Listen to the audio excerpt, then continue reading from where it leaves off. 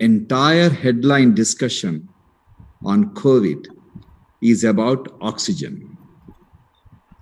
No one anticipated that it is going to happen in such a remarkably short period of time.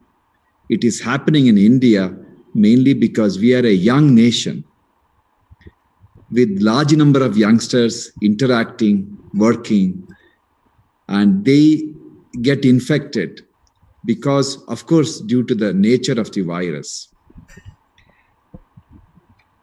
I'm sure with the industries and the government intervention, in the next few weeks, we will be able to sort out the problem of oxygen. I'm concerned, I'm sad, I'm apprehensive, but I'm not worried because I know that the industries of this country will wake up to address this reality. But I'm having sleepless night for the next headline. From PPE and ventilator, we shifted to oxygen.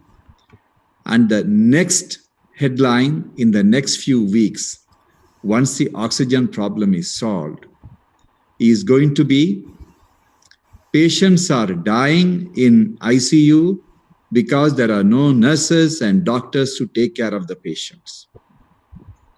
And this is going to happen. I have no doubt about it.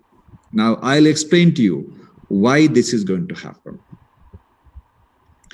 We are testing about 3.5 lakh people as positive for COVID.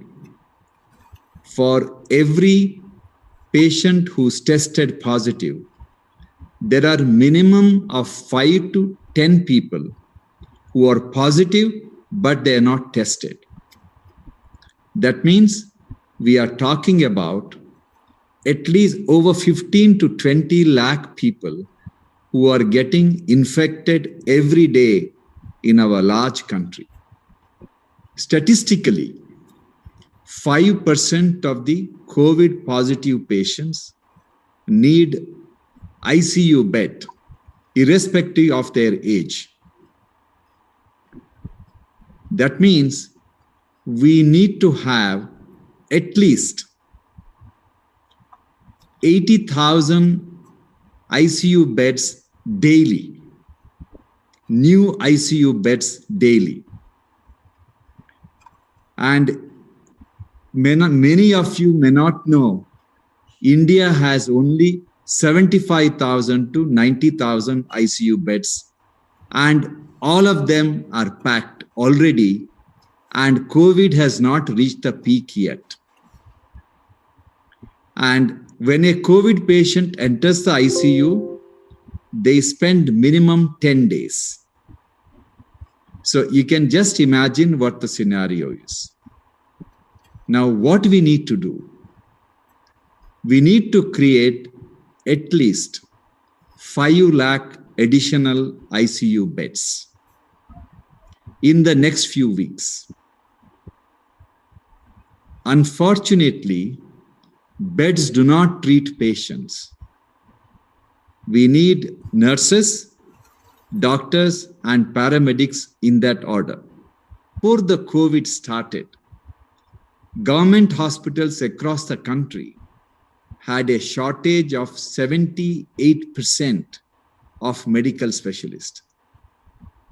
Now, we need to produce at least 2 lakh nurses and at least 1.5 lakh doctors in the next few weeks who are dedicated to manage COVID for the next 1 year, because current pandemic is likely to last for about 4 to 5 months. And then we should be prepared for the third wave. How it is possible? We have about 220,000 nurses working, who have finished their 3-year GNM or 4-year of BSc in various nursing schools and colleges across the country. who are preparing in the library for their exam, which should happen in the next few weeks. If the Ministry of Health, along with Indian Nursing Council, take the approach of drafting for the armed forces when there is an impending war with the enemy country, we should approach this with the same idea.